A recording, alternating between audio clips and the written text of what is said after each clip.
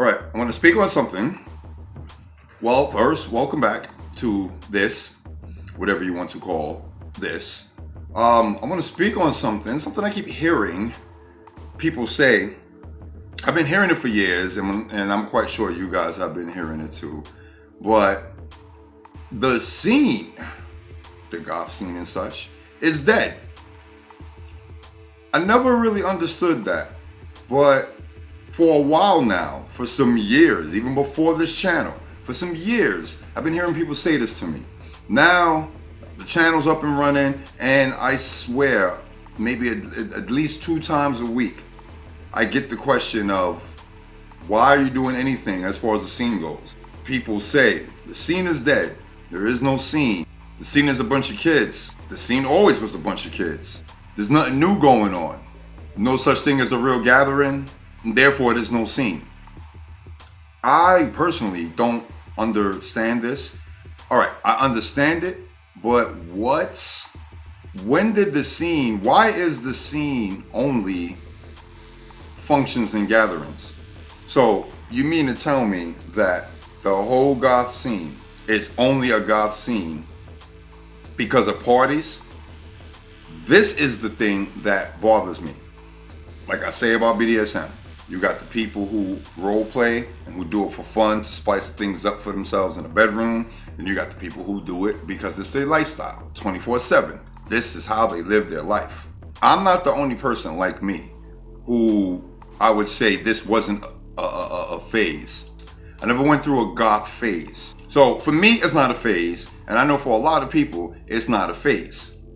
But if the goth thing is not a phase, then a goth party doesn't make a person goth or doesn't make the goth scene. A goth party, like a lot of parties, like a lot of functions and get-togethers, is just a place for people, like-minded people, to gather and have fun. But the people were there and like-minded and were into this stuff before they even knew there were a bunch of parties. Some people got into it because they went to their first party. But most people have heard of it or already liked that before a party. So the people who discovered it at a party became like this because they went to their first party. They had to have met people who already liked this first to even know where to go to party. Or the parties themselves wouldn't even have came up or happened had there not been people who were like this before they decided to get together and throw a party. I can kind of understand, the rave scene. It's like the rave scene, well, since I was young, was built around good rave parties. But the goth scene was not built around its parties. There were goth people, families, groups, gangs, if you really want to go there, before they will all meet up and party, and before they all had a place to go to party. Now, since we talk about parties and the goth scene and goth parties and such, yes, a good goth party is just as abnormal or weird as probably the people who go there. Probably it's just as weird as the way people look and dress that go to these parties. But here's where the whole like-minded thing comes in again. It was so beautiful to have the weirdos come together so they won't feel alone, so they know they're not the only ones, so they won't be judged for the way they look, so they won't be judged for what they're into. It was such a beautiful thing that the more weird it seemed, the more at home and at peace everybody was. Down to a point, and this is one of the main reasons why I started going to so many different parties, down to the point where we didn't have to go get frisked before we went in a party. We didn't have to get checked. We didn't have to deal with metal detectors and none of that stuff that back in the 90s and early 2000s, every club did, well, at least in certain states. Every club, you had to go through this airport security before you can get into the party. Then, once you were in a party, you couldn't leave. If you left, you weren't allowed back in. All of this for the sake of safety. I get that. Our parties were so not like that. Without anybody saying, hey, it was never advertised. You come here and you ain't got to worry about the way normal people and mundanes party in the vanilla world. So come to that was never advertised. it was just silently written in stone that when you go there, you could relax. And here's the thing about not getting checked and having to worry about weapons and all that. Most people were weapons. We didn't go through metal detectors and get frisked and all that all the time in the beginning anyway. But people still came there with metal spikes on their boots, metal spikes on their arms, knives hanging from chains that might have had spikes on them. The chains themselves that have spikes on them. Like, everybody was a walking weapon. Nobody was fighting. Nobody was stabbing nobody. Nobody was hurting nobody. It was none of that. So it's one reason why the parties, yes, were good. But I still wouldn't quite say the parties made the goth scene. In fact, I wouldn't say at all that the parties made the goth scene. I've had somebody say to me, the scene was one big party, like to say it was that much fun. And every time you got around people in the scene, other goth people and such, it was a lot of fun. So for them, the scene was one big party. People tell me that who are not in the scene or nothing like that no more. But I can't stress this enough. The scene is not the parties, and parties don't make the scene. Now, relating that to why people say the scene is dead because there are no parties, you got to think about the way things are. Granted, we are our own community, and granted, we have our own things going on, but remember, the scene, goth people, alternative people in general, are called goth and or alternative because we are the minority who are into something that's different or classified as weird by the minority. So whatever we do, we are doing in our own little corner inside of a world that is bigger than what we do and what we are. Now, back in the day, like I said, back maybe 90s, early 2000s, a lot of clubs and some bars were ran by other people in the scene, be it vampires or the wolves or people who call themselves elves, witches, people into witchcraft, people who are heavily into grunge, or just people who were all out goth and into goth stuff. They might have owned some of their own establishments or had connections. They family owned some of their own establishments. So throwing a function in something like that was easy because it was like within our community. Now, depending on where you live, that's not the case. This is a new day and age, and for everything people need, this day and age throws a price on it and keeps raising prices. Now, I'm not into politics and all other stupidity, but this is how the majority of the world seems to think the world needs to be. People no longer want to deal with that, and maybe other politics, maybe having to do with the police or whatever. But a lot of the stuff, a lot of the places that we had slowly started to go away because of some of these stupid little things. The more those go away, the more people flock to whatever was left. Now, it's not even just, say, the goth community. We had clubs in this city all over the place in the 90s and 2000s, especially in the 90s. Not just goth clubs, regular vanilla hip hop clubs. They advertised it on all the radio stations and everything. There was always a club you could go to be around the kind of people you wanted to be around, to hear the kind of music you wanted to hear. There are few to no real clubs left in this city. Everything now are bars. Now, when there was still clubs and the good goth clubs slowly started to go away, yes, people flocked to whatever little bit of clubs are left, and people flocked to bars. So now we got people putting money together to rent out what would be a mundane club, a club for mundane and vanilla people with mundane and vanilla lifestyle. They will rent it out for a night to be catering to goths and the goth scene. And we flocked to it because we didn't have too much left. So we loved it. It was great that someone would do that, or a bunch of people would take their hard-earned money and put it together for the sake of our community. Only problem with that is prices going up, and or greedy promoters, if not the promoters, greedy owners of the club, they see what the vanilla world is bringing in. They see vanilla people would just stagger out of their house, probably already drunk, see this club and want to go in there and spend more money. So they kind of just expected that from the goth community. The goth community is the minority. These are the little details that people don't think about. We're the minority, meaning you're not going to just have 500 goths walking down the street and they see a bunch of other goth people in front of a club and say, hey, maybe they're partying over there. Let's go over there. That's not going to happen in the goth community, but it'll happen in the vanilla world in a heartbeat. People will just be outside the club having a cigarette, and other people walking by stop and be like, hey, let's see what's going on in there. This place looks like it has a lot of people in it. Goth community, since we ain't going to have random people just walking in, the club might not be full like that. We did not think that the people who own the club will be mad that the club ain't full of goth people.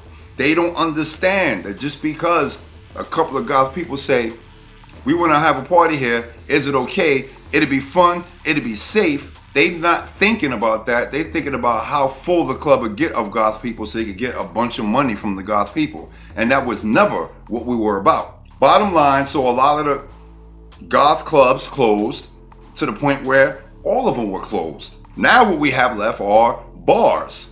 Not so much goth bars, but just bars. So now renting out bars for a night or two costs a lot less than renting out a club, which is great. So people start renting out bars.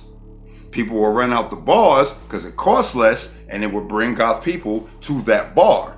But it's the same effect. If bars are meant for people to waste their money to get really drunk, and that can happen with people just walking in off the street, then the people who own the bars expect goth people just to be like, oh, goth people are having a party here. Let's every goth in all of the state flock to this one bar. And they're thinking cha-ching, money. So let these goth people do it. When they realize after a while that there's not a lot of goths who's just going to randomly come out and your bar is not going to make what it would make during a vanilla night with a bunch of goth people, instead of giving them a chance, instead of letting us have fun and being happy that we're safe with it, they rather shut it down. And in some cases, before they shut it down, what they would do is they would allow the goth people to party there and throw a goth party there only if they start letting more and more vanilla people in. So the vanilla people will then add to the money that's being brought into the bar that night. Now, this is good. We're not prejudiced against them, even though most of them are prejudiced against us in the way we look and our music. But when you mix the two lifestyles and they don't understand each other, especially if the vanilla world just thinks every goth person is a devil worshiper and they only there to cast spells and hurt people or whatever, then people come in there, get drunk, feel tough, and fights start. That's how fights start. That's how problems start. If the majority of the normal people, if vanilla world in general is the majority and the alternative lifestyle is the minority, then it takes 2, 3, 4, 5 people to say they got a problem with 1, 2, 3, 4 goths, and before there can even be a fight, the bar, the owners, the security, right away, the goths gotta leave. That's what they know because they don't understand us, and we're not bringing in the money they probably want us to bring after a couple of weeks or a couple of months. So it's best just to let it be a regular night and not give the night to the goths. All right, so it's a business thing now. I get that.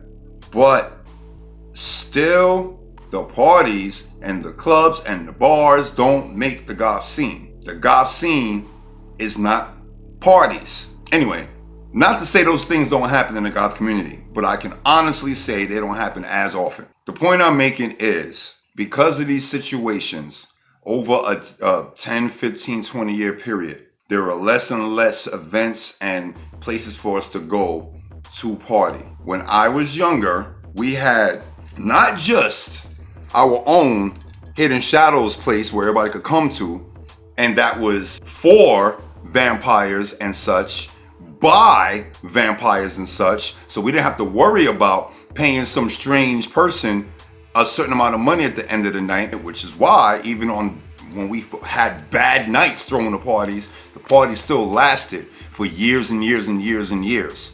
And could the club have still been standing today, we would still be throwing parties there. Despite our parties, a lot of other clubs and a lot of other bars or whatever were owned, partially owned, managed, whatever, by other goth people or other people in the alternative lifestyle. So it was more places for us to go to. We loved our parties, but not everybody waited for our parties, which was once a month, so we can party in our lifestyle. Our parties would be once a month on a Saturday, but on Thursday we was going to somebody else's club to show them respect. So we go to somebody else's club on Thursday, some other goth people bar on Friday. When we wasn't having ours on a Saturday, we was out with other people, other goth people and such, partying at their spot or just partying with them on Saturday. And if there was a goth party for us to go to on Sunday, we went. Here in this city, and as I'm hearing from different people online, thank you guys for contacting me and all that and talking, it's also like that in a lot of other states now.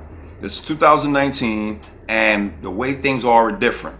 The more prices on things go up and the more society thinks, yeah, we got to raise prices so we can get more money, the more people are going to break their neck to try to make that money and get that money. And the more people who fail to do it means the less businesses and the less fun that's out there. People, instead of trying until they can't do it no more, they'll just quit. And that's one club shut down, then another, then another, then another.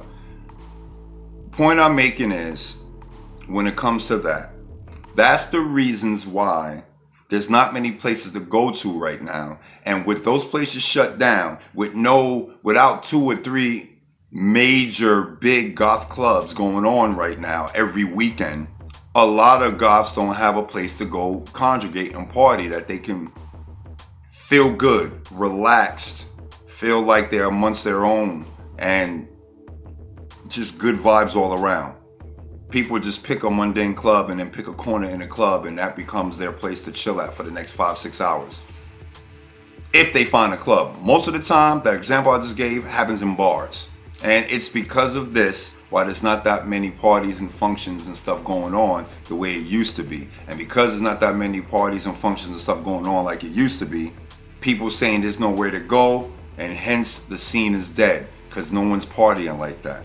But once again, the scene is not the parties, and parties don't make the scene. Anyway, that's pretty much all I wanted to say. I just wanted to throw out there the fact that, again, it wasn't the parties and stuff that made the goth scene what it is. It was the people and the like-minded, mature way of thinking that makes it what it is. A lot of people from back in the day who are mentoring other goths, in the case of maybe people into lycanthropy or vampire elders who are now of rank to turn other people into vamps, raising that child in this vampire community in this day and age is a little bit different, because you can bring them to a function back in the day and tell them what's what, teach them what's what, and they'll learn, and they can learn quick and fast by watching other people who also know and other people who are also being taught. That we don't have a place where we could go to like that anymore, and therefore it's not that easy. So a lot of the older people, a lot of the elders and such, don't look like whatever, don't dress like whatever, because there's no real need to, except for maybe once a month if they go to the important courts and such like that. But other than that, a lot of rules are real lax right now. A lot of the way people look is really lax, and a lot of people don't even come out anymore. They do what they do as vamps in their own place of darkness, and some really just gave it up. That's fine, except when I know that you gave it up because there are no parties to go to. That I just can't understand, and I kind of can't respect it. So anyway, that's that. If you liked the video, please hit the subscribe button. If you didn't like the video, please hit the subscribe button. Please hit the subscribe button. That's really important. Contact me on all my social media. Let me know what you think. Let me know if you agree, and if you disagree. More power to you. As they used to say in the clubs back in the day, bye.